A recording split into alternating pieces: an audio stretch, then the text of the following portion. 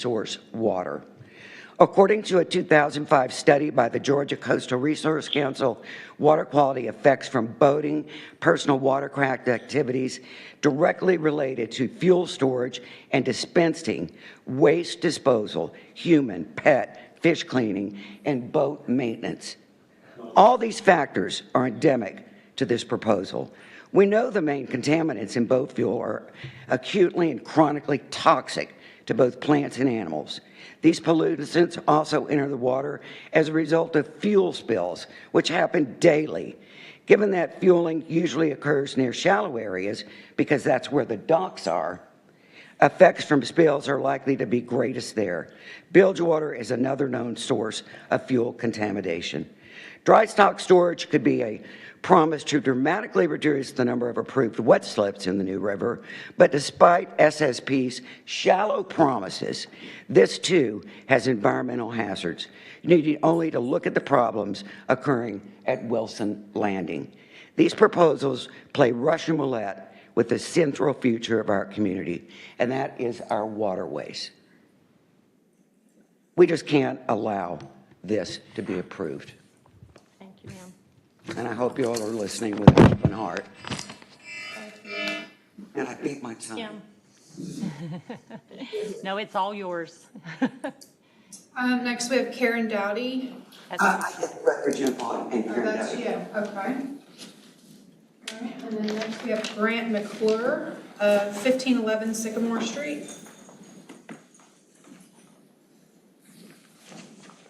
Hello, my name is Grant McClure. I'm here representing the Coastal Conservation League in the South Coast office.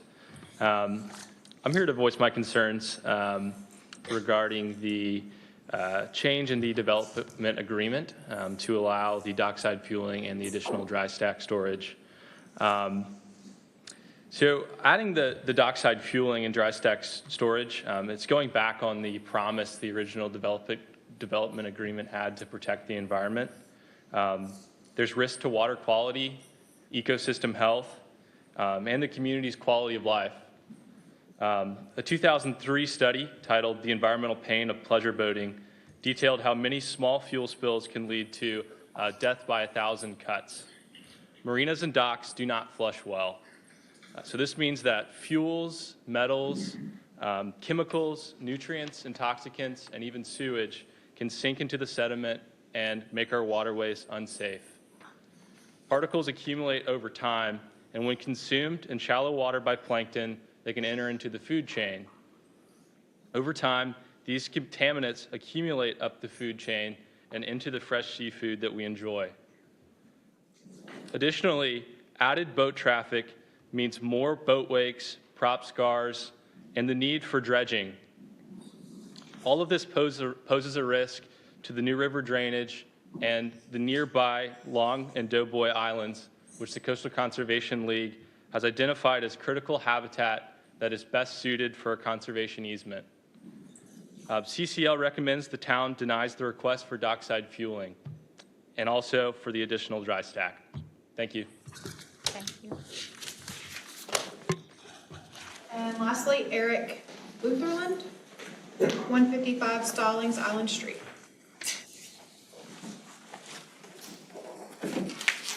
Afternoon, everybody. Afternoon. My name is Eric Sutherland, 155 Stallings Island Street. I'm speaking on my own here. I don't represent any organization. The Planning Commission unanimously voted no on November 9th, 2021, based on the concerns about impact on water quality, local economic ecosystems, endangered species, boating traffic, bird migration, pollution from boat bilge systems, and fuel leaks. Issues regarding gas tank safety, transportation of thousands of gallons of fuel through residential neighborhoods, issues on gas storage and distribution in an area only 10 feet above sea level. Issues and questions regarding what number of approvals for slips the developer had at the time of the Second Amendment. Was it 10% of 2009-20 residents or 4,000 as currently claimed? Questions on dry stack, size, capacity, design. Wilson has approximately 80 dry stacks. They're asking for 180 to 250. Mike Hughes of Thomas Hutton Engineers was asked to comment on dredging. Latest studies, he said, showed not currently needed, but maybe in the future. Did he show you the study? Did he show us the study? When was it done? By whom? Engineers have specialized knowledge and credentials. Did a marine engineer do this study? Yes, South Street Partners did have a meeting. Detailed plans and current renderings and studies were completely absent. The presentation of dry stacks located in Florida was shown to the residents. No renderings of what they would look like in Anson. All the renderings were dated materials. Will we be proud of this and what it looks like, or are we going to look back and horrified and say we didn't know, we didn't ask for enough details? So the questions that come to mind are why? Just because they have the approvals from 1998, does it mean it's a good idea in 2022? But if you put a circle around Bluffton in 1998, look at that picture. Put a circle around Bluffton today and see what you see. The land, the maritime forests, the swamps that once acted to filter and stabilize the land, how much of it is left? Take a look. Development for development's sake is what southern Florida and California look like today. Joni Mitchell had a famous song. Some of you guys are probably old enough to remember it because I am. Paved paradise and put up a parking lot. Once it's gone, it's gone. So the majority of the residents of Palmetto Bluff love Palmetto Bluff because of the environment. The most talked about and cherished and community binding amenity is the Conservancy. The professionals that educate us about this special place. We live in a very special place. 50 slips are going in as we speak. So the question is why? Why not work with you for a better plan? Why not work with you to protect the land and the water with a well thought out plan? Boats in the water, boats are better out of the water. It's better for water quality, and it's also better for the boats. Wilson Landing works great. I'm a member of the boat club. I love to boat. Clearly, their interests are not aligned with the environment or the concerns of Bluffton. Why should they be? But should they be? We live in a special place. And the work that they're doing there is something that we all should be proud of. We should all look back and say, you know what? We made every consideration possible to do the very best that we could do. And so the question is, why? Why not do the best that we can do? Why are they not doing the best that they could do and should do for a plan? Thank you all very much. Thank you, sir. That's it. Public comment is over. Old business, we're going to get, Kevin, are you going to do remarks? And then we're going to let our applicant do remarks. Then I guess I'll ask a question of the applicant. After that, our legal and just this committee are going to discuss questions they may have that are pertaining to legal issues. You will not go in executive session with us. It'll just be our committee and staff. But are y'all prepared once we come out to negotiate, or are you going to have to go back to whomever to talk about what our first suggestion is, if there is one? So I just want to make sure, are you ready today, or does this group think there's going to be another meeting? We're prepared to negotiate, but we understood that negotiations would take place in executive session. Not with you. We will go on an executive session to discuss our side, and then is there a reason to? May we request to? I didn't hear. She thinks that both parties are going into executive session. Let's just play that by ear right now. Okay. If Richardson and I need to speak with you all during the course of the executive session, we'll take that opportunity at that point. Okay, we understood the negotiation Right. would take place. Right. Thank you. Only if it has to do with contracts. Correct. Or personnel. And I want this group, since so many are new, to understand Terry's been part of this as long as I have. to go over questions on the negotiating committee. The last thing I want to do is do something behind closed doors when our public is here, if it doesn't fall for personnel contracts or Legal advice. or legal advice. So the legal advice, it would just really be for us at the moment. So, but are you ready to do that in some format today or not? Yes. Okay, thank you. I just want to make sure because I want people to kind of be prepared of what next steps are. Okay, Kevin, update. Great, thank Or a you. response or whatever it is Yes, you're doing. so we provided on the agenda, just to make sure everybody understood that this was the format that we were going to be following. You can see that we've gone through quite a few of these items. We're now at staff response, applicant response, and then, of course, executive session if necessary. Thank you.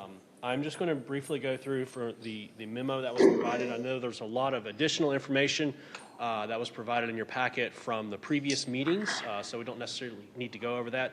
I do have existing presentations from the January meeting. In case you have any questions, I'm happy to go back to them with some of the maps. So again, this is the request for the Fifth Amendment to the Development Agreement to provide for the dockside fueling and a second dry stack storage at Big House track of the Anson Marina. And then, of course, the Second Amendment to the concept plan for the same. At the January meeting, you had a list of questions that you asked staff to formulate, provide a letter to the applicant, which we did. That was provided in your packet. These were some of the items that were kind of discussed. It was to hold that community meeting, provide a copy of the community charter, request the determination regarding the intent of the language of that second development agreement, summary of site dimensions, providing a breakdown of the size, amount of wet slips, information on the width of the May River Road or May River and at low and high tide, indicate governmental entity responsible for issuing dredging permits, provide an update on the health of the May River, and then include an overview of State Street Partners backer and financer.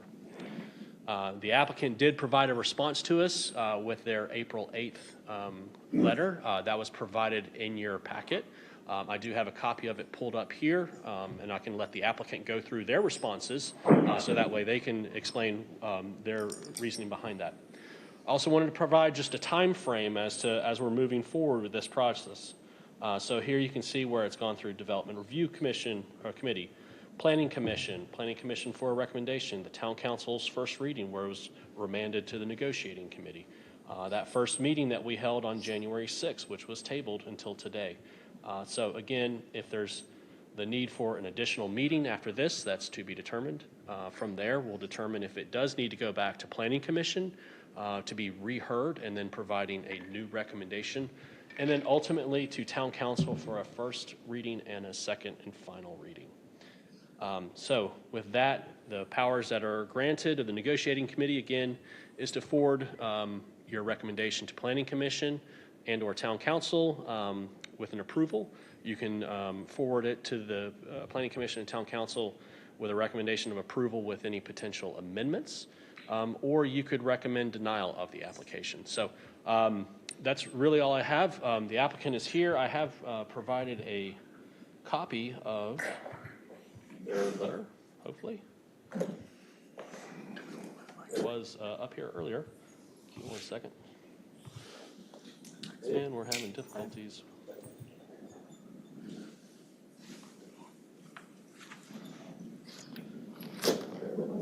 Please.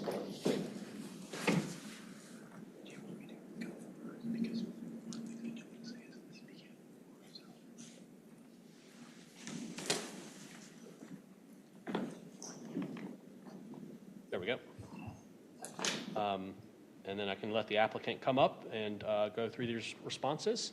And I'm happy to answer any questions that you may have from staff. Great. Any questions at Kevin right now? Okay. Did you? Yes. Kevin, you didn't, or maybe we didn't, educate us on what's in the agreement as we speak. Because I think, especially with new members on this negotiating committee, they need to understand how to make a decision based on what the development agreement consists of. With regarding to this request? Right. Okay. And there was a public comment on the docks, so I can address it, Kevin, or you can say what's legally binding at the moment. Okay. So legally binding right now is that the applicant has permitted and has actually already started construction on the dock, which they're allowed to do the construction of the marina with 50 wet slips in this first phase. So they've already started their construction for that part of it. And that's permitted by right. They're allowed to do that, meeting all the requirements. Way above us. Yes, ma'am. Was it 50 or 100? It is the first 50 in the first phase, and then it's up to 177. Okay, that was, okay. Yeah. So from a language standpoint of the actual development agreement, the legal binding contract is changing, and you can see where we're talking about the dry stack facilities. Currently, where it says is shall be permitted at only one of the accesses. So the applicant is requesting 2 of the accesses, and that would include for at that big house location. And then same for the concept plan language is to change that information to allow for the dry stack storage for the exception of the big house water access point and then fueling facilities. So again, that would be allowing for the fueling facilities to go through the OCRM to the critical line and actually have it dockside. So by right, they're allowed to have fueling upland. So they can have a fueling tanks right now with no problem. And then what they would have to do is actually bring the boats out of the water, fuel them, and then put them back into the water. Their request, of course, is to have boats in the water, fuel next to the water, and then dispense the fuel from there. The question on that, and it was a comment made in an email, currently at Wilson, they were already approved for a dry stack storage, and it came with fuel on land. Yes. At Big House, they could do fuel on land without a dry stack storage currently, or that would have to come in tandem? Yes, they can do fuel upland right Without now. a dry, I mean, they have that. That is not a request. It comes, it's there automatically. Automatically, Okay, yeah. thank you. Yes. Any other questions of this with that's the only areas we're looking at in negotiating also. Did that help? Great. Okay, so we have the letter up and maybe scroll it down as needed. Who is speaking? And who can answer or go into more details? We do know you had a meeting with your community residents, which I thought was the right thing to do. I watched it and everyone got the link, so I'm sure this is a very devoted group and they watched it as well. Right, So we thank did. you for that. First of all, thank you for having us today. I know you all have busy schedules and had to accommodate this meeting, so we thank you for that. I mean, I'm happy to go through line item by line item if needed, but I thought maybe it's better if I can just, answer your question specifically rather than me just read what's on the screen. I'll start, maybe Okay. get everyone thinking. The last gentleman at public comment really laid out what we talked about at the last meeting. So, and I noticed that too when I saw your drawings on the screen. I wrote in a note, could you get better visuals? I mean, that was not Bluffton, whatever those attachments were at that meeting. So could you speak to perhaps his concerns, because I think they're ours as well? Well, And clearly and the process for designing, if it So, were. the process for designing, first of all, we have not yet sought a, architectural design or a final design of the dry stack storage because we don't even know if we're going to be permitted to build it yet. What we were trying to do is just spatially represent this size of a building will house this many boats. There are different versions of dry stack, if you will. There are traditionally what is at Wilson right now, which is a forklift that drops the boats into the water. There are also automated systems that actually run on rails. They're computer controlled tolerances are a lot tighter, meaning that we can fit more boats into a smaller space. We don't have the issues of, 100,000 plus forklift up and down, the diesel fumes, the diesel exhaust. Anyone who's ever kept a boat in dry stack, whether it's at Wilson or whether it's at Broad Creek or whether it's at Shelter Cove or at Skull Creek, your boat gets covered in that diesel soot while it's in the dry stack. So we haven't actually designed dry stack yet. We were just trying to spatially represent what it could be. As we move further, obviously, we have a very high standard of architectural review within Palmetto Bluff, and it would all be withheld to that standard. To get that, we would have to file a development plan with the town of Bluffton. We'd have to go through a preliminary development plan, stormwater approval, a final development plan, all reviewed by staff and possibly the planning commission. So. Thank you. Okay. Yeah, I mainly wanted to call that to your attention for future meetings with your community. Say, smart group of people, and you may as well just show them kind of what you're thinking. But I didn't know anything would have to go before planning commission and staff, and they kind of have a check mark on design too, and look, or more location, stormwater. More on the More on the land development location-wise, making sure that it's consistent with whatever buffers that are in place. Okay, thank you. Questions, anyone from our last meeting? Anything you'd like more details on? Anyone?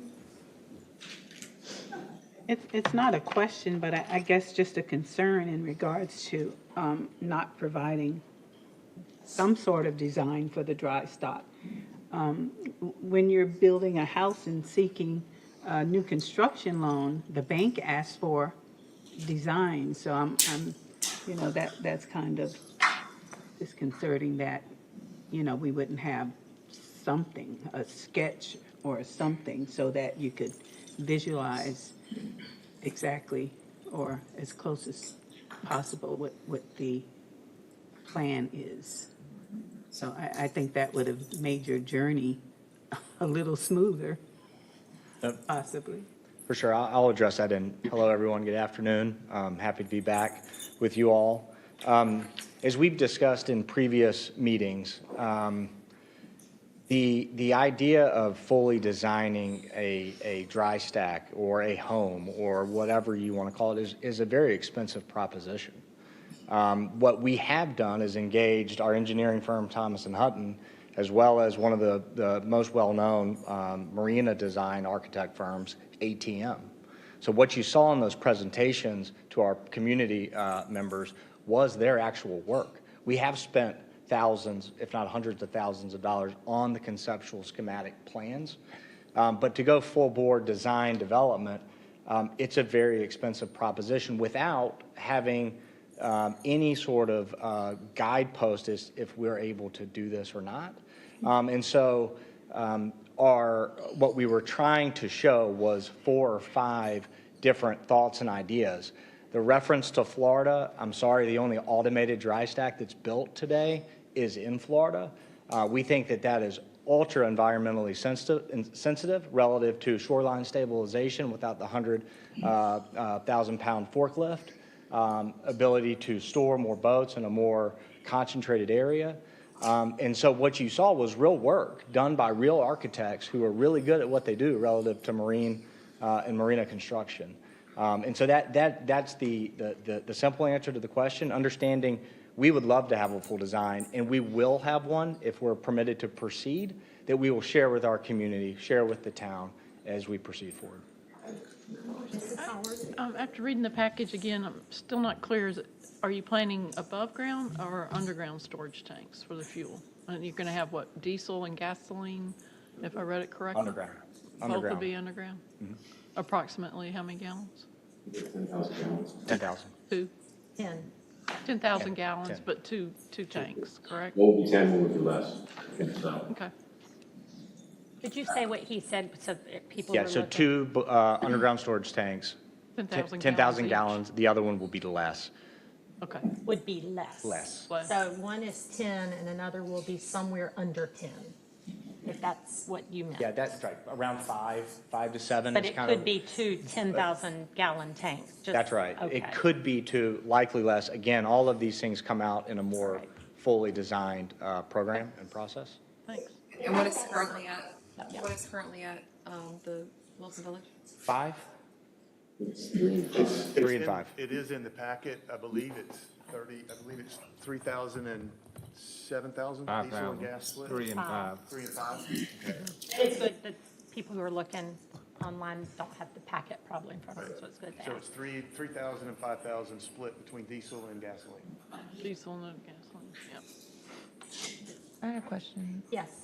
Going back to kind of Carol's, just to make people feel a little bit better, who would be reviewing the architecture? Is it just the review board there?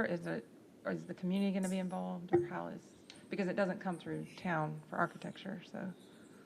Our DRB would review it, which consists of architects within the town, as well as our director of design.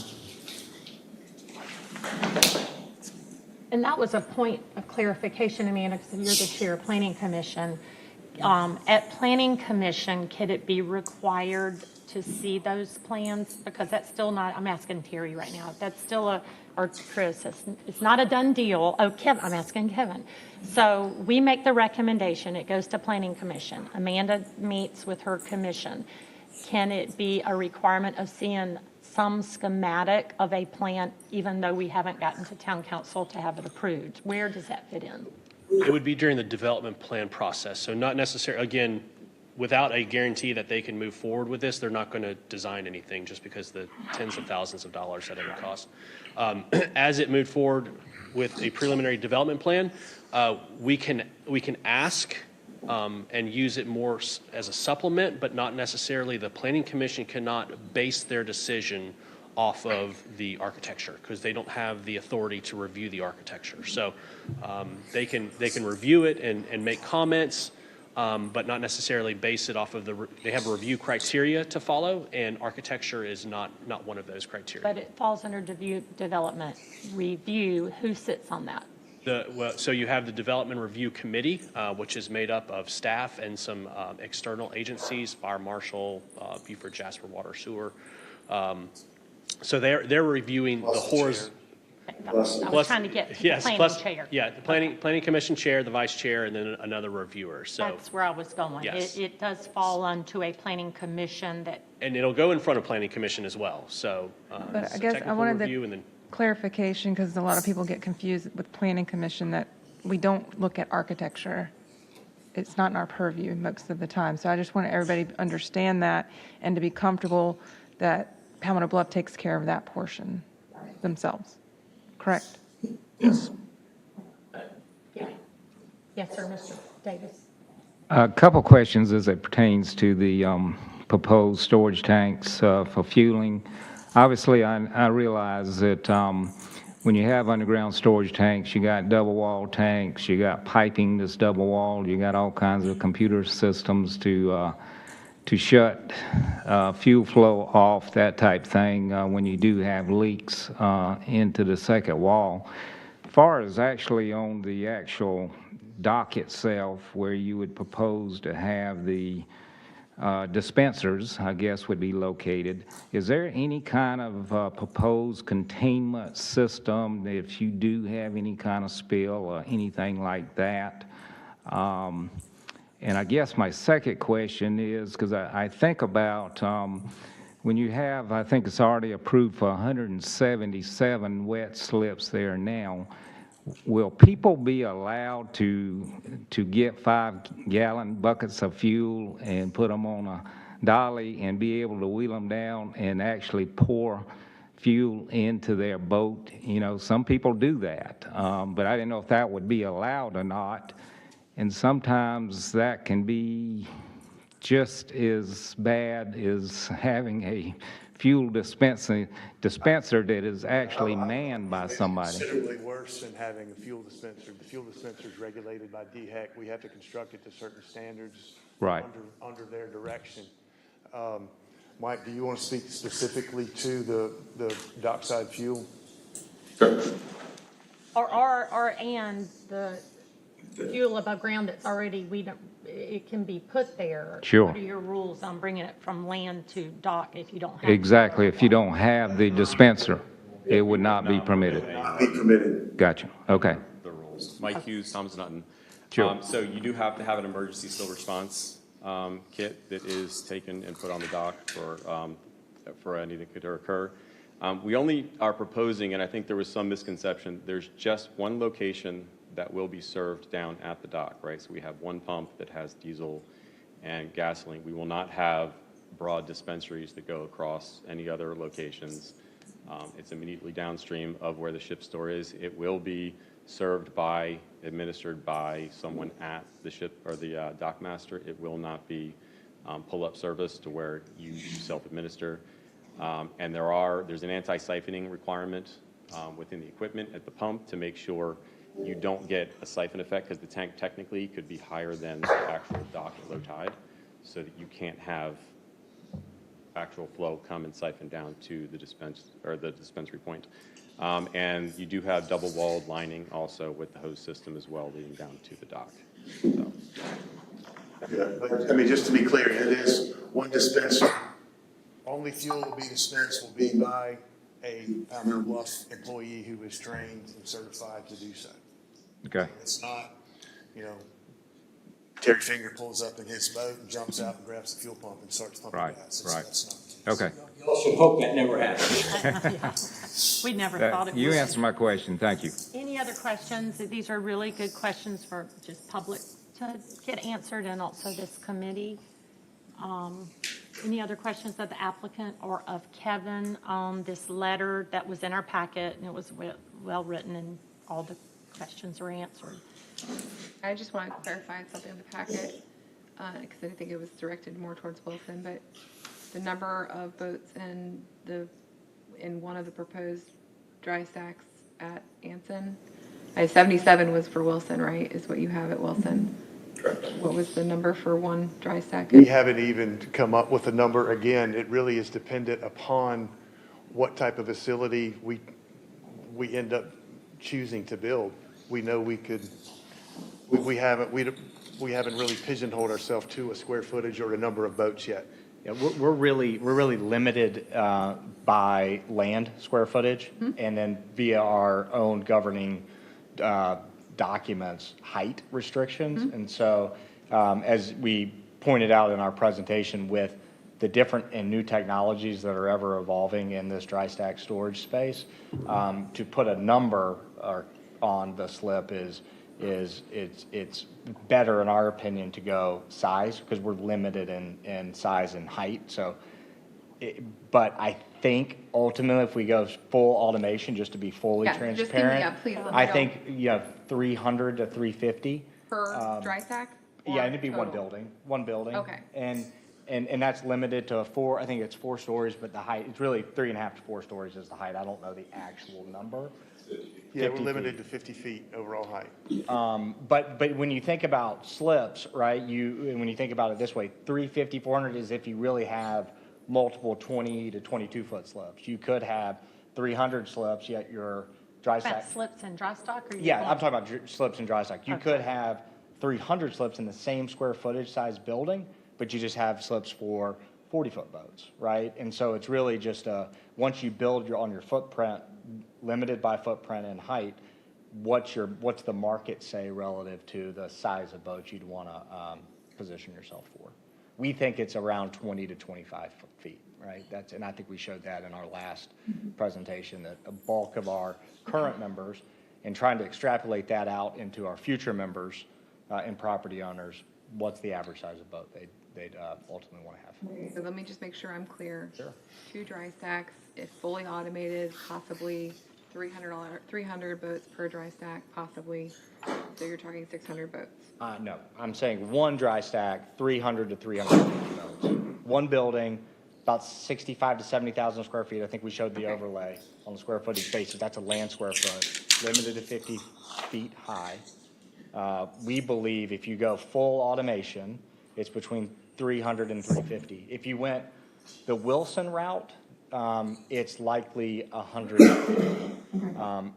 And I think based on our survey, in addition to the community meeting we did hold, that the demand is certainly there for this product. And it is a need and a want of the Palmetto Bluff community members in majority. Anything else? So we have discussion, which we've been asking questions of. Any other questions of legal, anything? We have a few legal questions I'd like to ask our legal counsel. So if there's nothing else from this side, is there a motion to go into executive session to discuss contractual matters and legal advice regarding this Fifth Amendment of the development agreement and the Second Amendment to the concept plan? That is FOIA Act 3470A1. I made that motion. Is there a second? Second. Any discussion? I would say, Terry, what, 20 minutes?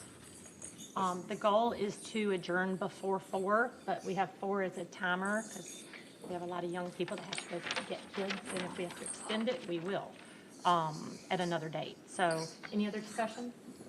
We will leave, and you are welcome to stay here or go out and get a breath of fresh air or whatever, make a call. All in favor, state by saying aye. Aye. Opposed? That's unanimous. So legal and Kevin, Chris, Kim, do you go with us?